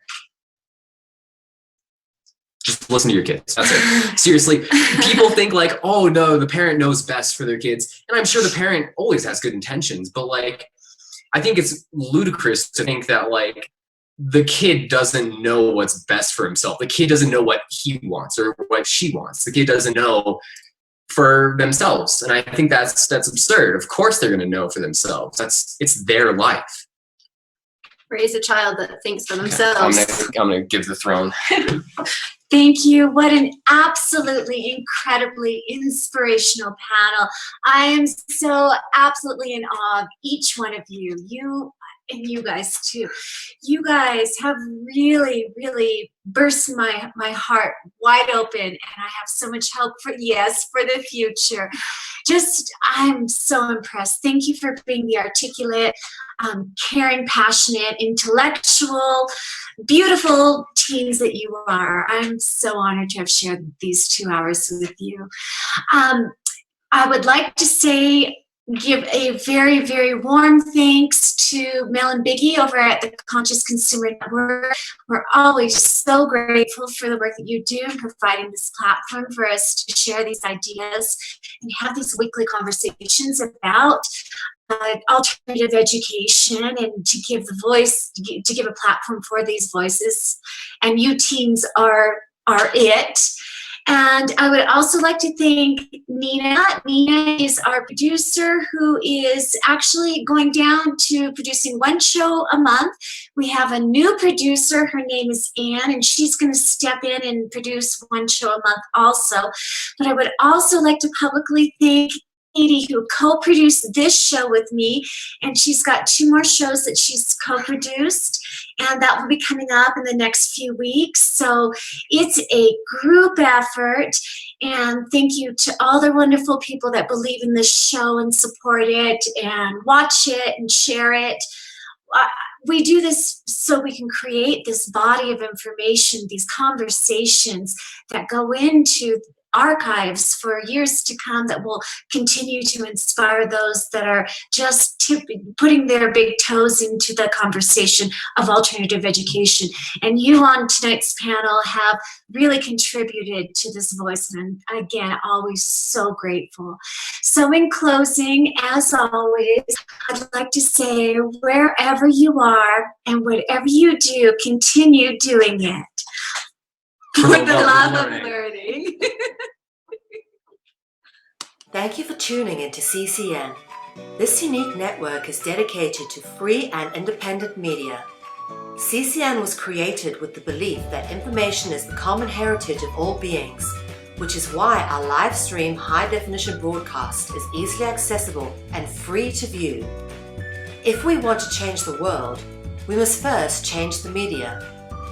Having produced over 1,000 shows in 2015, which are all archived on YouTube, we look forward to bringing you more groundbreaking, cutting-edge information in 2016. For more information on what is on, please check out our broadcast guide for weekly updates. CCN broadcasts in multiple languages and features some key voices of our challenging times, who are all in pursuit of a free, fair, just, sustainable world. CCN belongs to you, the people, and it is up to you all to keep this network on the air. Please contribute to the Network Support Fund or visit the CCN shop. We thank you all for supporting free and independent media.